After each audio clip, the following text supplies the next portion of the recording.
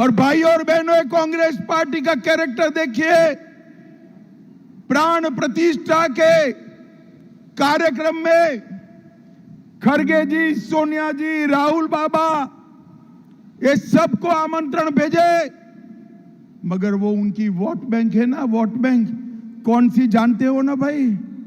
जानते हो या नहीं जानते हो?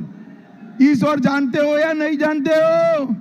ये वोट बैंक से डर से प्राण प्रतिष्ठा के महोत्सव में नहीं गए। अब मुझे बताओ भाई, जो राम की प्राण प्रतिष्ठा के महोत्सव में न जाए, हुबली धारवाड़ वाले इनके साथ रह सकते हैं क्या?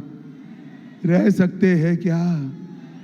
भाइयों बहनों, इन लोगों ने 70 साल तक जातिवाद, परिवारवाद, भ्रष्टाचार की राजनीति करी, तुष्टीकरण की राजनीति करी।